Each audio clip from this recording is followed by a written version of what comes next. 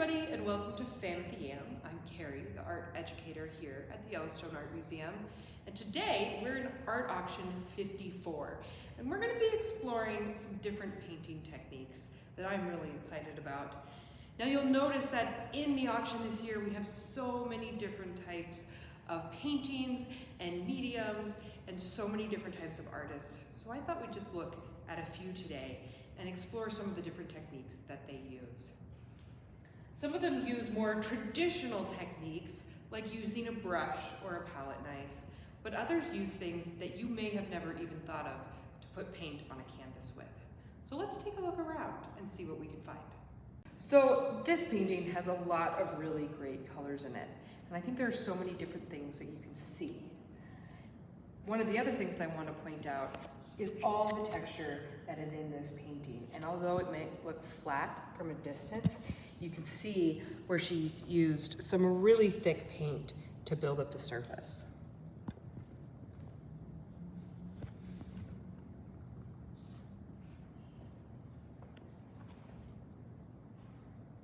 So unlike the last painting that we saw, this painting looks like it uses a lot of different things to put the paint on the canvas.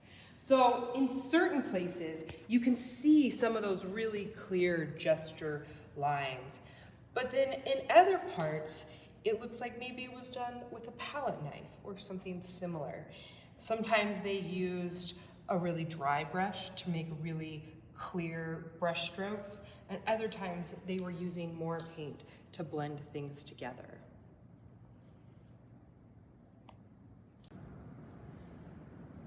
So this is one of my favorite walls in Art Auction 54 because I love all the different animals and all of the different painting techniques that were used here to create the different animals. Now, one of the ones I really like is this green wolf right here. I just love him. I love his personality. I love the way he was painted, and I really love some of the techniques that they used here. And you can see how the artist scratched through the surface to create these really interesting marks in the painting. So now I think it's time to head downstairs and create some paintings of our own. We're in the Young Art section right outside the studio today, and we're going to do a little bit of painting. So like we saw upstairs, there was a lot of different techniques that people were using. So I thought we'd experiment with a few. Now, there are so many animals upstairs, so I'm going to paint the animal today, but you at home can paint anything that you want. The point today is just to experiment with different things. So I've got a couple different brushes. I've got a really flat one. I've got some larger ones here. Some that are round, some that are flat. I've also got a sponge that could give a really interesting texture, and some pieces of foam or cardboard that I think we could use to paint with. If you have a palette knife, you could also use a palette knife. I also grabbed a fork and a skewer because I think we might be able to do some cool things with these. Now, the other thing I grabbed was a few different plates here because I have a feeling we're going to be using a lot of paint. The other thing I did is I made sure to cover my space because we're experimenting with paint. Sometimes it can get messy. I would also put on some clothes that maybe you don't care about as much, or an apron. So I'm going to start today by putting out some paint. Now, you can use any color of paint that you want. So I am going to start by putting down some orange. And actually what I'm going to do is I'm going to really water this down almost to a watercolor and paint the entire background. Now this is called an underpainting. And so I'm just going to take here my really big brush. I'm going to add a bunch of water to it.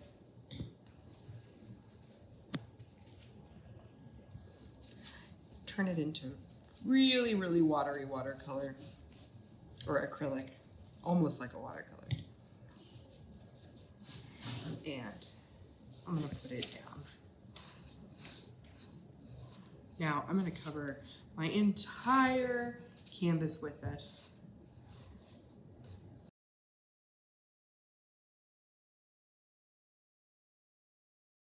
Now I'm using a canvas today. You can use a canvas at home. You could use a canvas board. You could use a piece of cardboard, or even just a really thick piece of paper.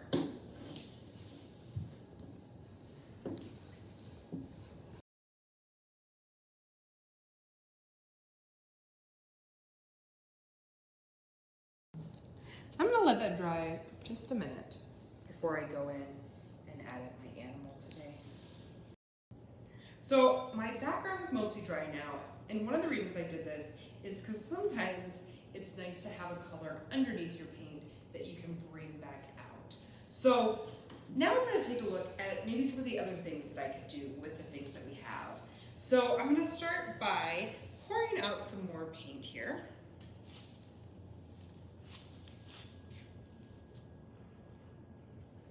And you can use any colors that you want at home. You can use any type of paint you want at home. Today I am using acrylic, but you could also use washable paint. You could use tempera. You could also even use watercolor, though you won't be able to get really thick paint with watercolor. So I have decided to do a pig today. I have a little bit of an underpainting here of my pig, if you can see it through my my orange here. And I'm gonna start, and I think what I'm gonna start by doing is just kind of using that really thick painting technique. I'm actually gonna mix my colors on my canvas. So I'm gonna go here, and what I actually want is to leave some of these really thick lines on my canvas. Maybe I'll even add in some orange or some purple. I kind of love the way that that all looks, all swirled together.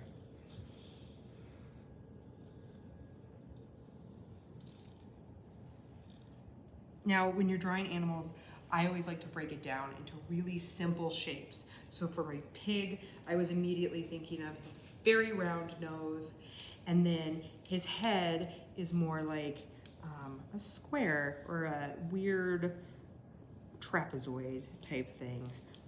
Part square, part triangle. And then I always feel like they have the cutest gigantic ears.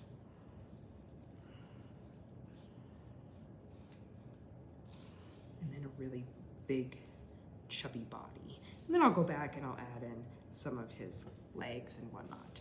Now, the great thing about acrylic is that if you don't like it, you just let it dry and you paint over it. So it's always really nice to do. Now, I'm really excited to start using some of these other techniques that we've been looking at. So I've kind of got the outline of my pig here, but I might explore some of these other things for my background. So again, I've used a lot of space here on my plate, but I'm gonna keep that. I'm gonna rinse out my brush a little bit. And I'm gonna put some different paint down, because I think one of the things I wanna use next is that palette knife or that piece of cardboard or foam or whatever it is you have at home. And there might be more things at home that you could use. And so as long as it's okay with whoever you live with, you can try anything to paint with. So I'm gonna take this and I'm gonna grab a few different colors here. I think I want more blue. And I'm just gonna put some of that on this piece of foam here. I am going to drag it across and see what I come up with.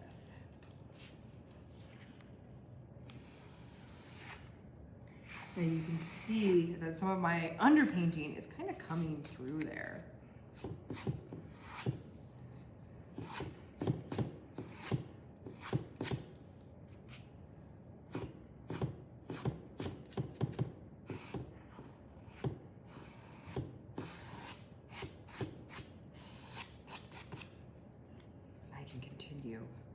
with that technique if I want, or I could switch. Now, one of the techniques that we saw in that wolf was that really cool sgraffito where she painted on top and then carved out a piece, something to the background.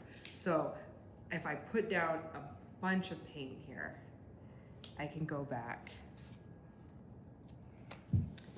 and I can use a skewer or a fork and I can carve through. Let's see if I can get, there it goes.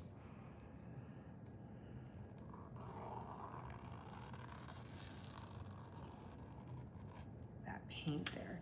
I could even just use like the back of my paintbrush. Give me a better line.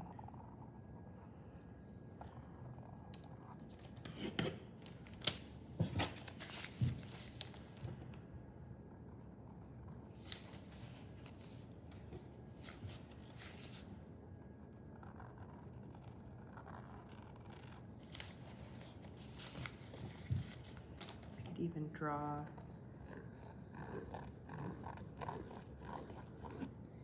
here maybe. So I encourage you to keep trying different things. I also have this fork I could use for either, I could use it for something like this, or I could paint with it.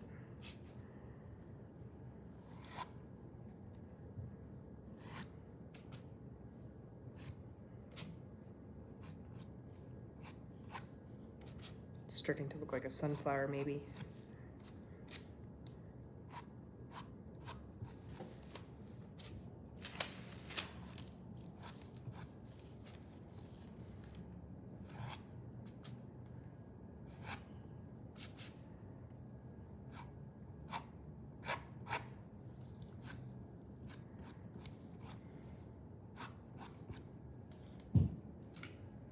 One more thing I want to try, and that is this sponge.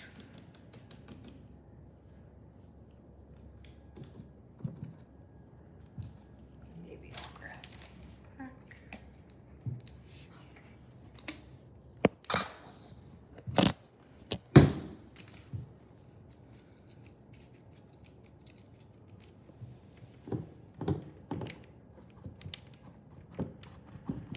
Again, we have a different texture even still. Now, if you don't want your colors to mix, make sure that you let them dry in between different techniques. But acrylic paint doesn't take that long to dry.